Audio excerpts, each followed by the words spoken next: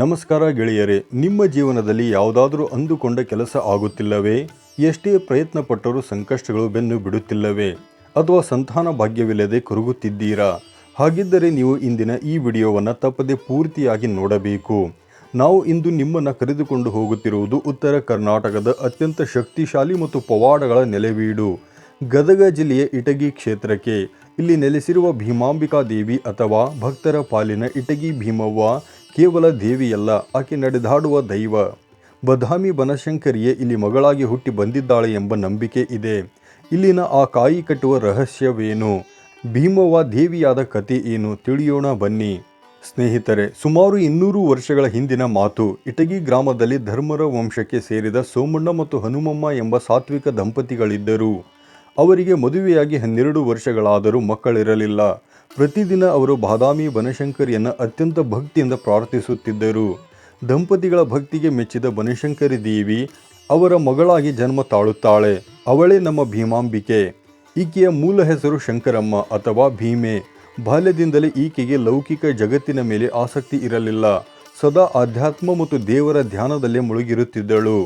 ವಿವಾಹ ಮತ್ತು ಪವಾಡಗಳ ಆರಂಭ. ಬೆಳೆಯುತ್ತಾ ಭೀಮವ್ವ ತನ್ನ ಸೋದರ ಮಾವನ ಮಗನೊಂದಿಗೆ ವಿವಾಹವಾಗಿ ರೋಣ ತಾಲೂಕಿನ ಕೊಪ್ಪ ಗ್ರಾಮಕ್ಕೆ ಬರುತ್ತಾಳೆ.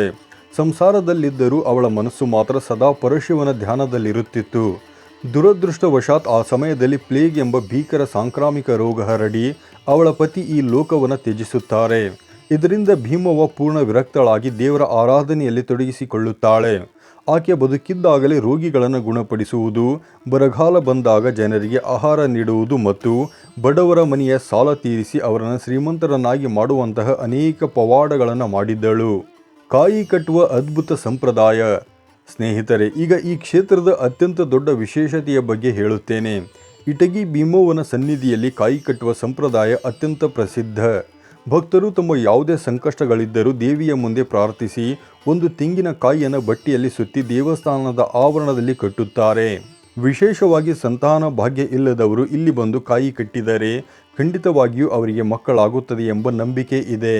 ಒಮ್ಮೆ ತಮ್ಮ ಇಷ್ಟಾರ್ಥ ಈಡೇರಿದ ಮೇಲೆ ಭಕ್ತರು ಮತ್ತೆ ಇಲ್ಲಿಗೆ ಬಂದು ಆ ಕಾಯಿಯನ್ನು ಬಿಚ್ಚಿ ದೇವಿಗೆ ನೈವೇದ್ಯ ಅರ್ಪಿಸಿ ಹರಕೆ ತೀರಿಸುತ್ತಾರೆ. ಇದು ಇಲ್ಲಿನ ಭಕ್ತರ ಅಚಲ ವಿಶ್ವಾಸಕ್ಕೆ ಸಾಕ್ಷಿ. ಸರ್ವ ಧರ್ಮ ಸಮನ್ವಯ ಮತ್ತು ಅಂಬಲಿ ಪ್ರಸಾದ. ಇಟಗಿ ಕ್ಷೇತ್ರದ ಮತ್ತೊಂದು ಸುಂದರ ವಿಶೇಷವೇನೆಂದರೆ ಇಲ್ಲಿ ಜಾತಿ ಮತದ ಭೇದವಿಲ್ಲ. ಇಲ್ಲಿ ಹಿಂದೂ ಮತ್ತು ಮುಸ್ಲಿಂ ಇಬ್ಬರೂ ಭಕ್ತರು ದೇವಿಯನ್ನು ಭಕ್ತಿಯಿಂದ ಪೂಜಿಸುತ್ತಾರೆ. ದೇವಿಯು ಎಲ್ಲರನ್ನೂ ಸಮಾನವಾಗಿ ಕಾಣುತ್ತಾಳೆ ಎಂಬುದು ಇಲ್ಲಿನ ವಿಶೇಷ. ಇನ್ನು ಇಲ್ಲಿನ ಪ್ರಸಾದದ ಬಗ್ಗೆ ಹೇಳಲೇಬೇಕು. ಪ್ರತಿದಿನ ಬೆಳಗ್ಗೆಯಿಂದ ಸಂಜೆಯವರೆಗೆ ಭಕ್ತರಿಗೆ ಜೋಳದ ಅಂಬಲಿಯನ್ನು ಪ್ರಸಾದವಾಗಿ ನೀಡಲಾಗುತ್ತದೆ. ಈ ಅಂಬಲಿ ಕುಡಿದರೆ ಎಂತಹ ರೋಗಗಳು ದೂರವಾಗುತ್ತವೆ ಎಂದು ಭಕ್ತರು ನಂಬುತ್ತಾರೆ. ದೀಪಾವಳಿಯ ಸಂದರ್ಭದಲ್ಲಿ ಇಲ್ಲಿ ಅದ್ಧೂರಿ ಜಾತ್ರೆ ನಡೆಯುತ್ತದೆ ಮತ್ತು ಸಾವಿರಾರು ಜನರಿಗೆ ಅನ್ನದಾಸೋಹ ಏರ್ಪಡಿಸಲಾಗುತ್ತದೆ. ಈ ಕ್ಷೇತ್ರದ ವಿಶೇಷತೆಗಳು ಮತ್ತು ಆಡಳಿತ. ಇಟಗಿಯಲ್ಲಿ ಭೀಮಾಂಬಿಕಾ ದೇವಸ್ಥಾನದ ಜೊತೆ ಚಾಲುಕ್ಯರ ಕಾಲದ ಸುಂದರವಾದ ಶಂಭುಲಿಂಗ ದೇವಸ್ಥಾನ ಕೂಡ ಇದೆ.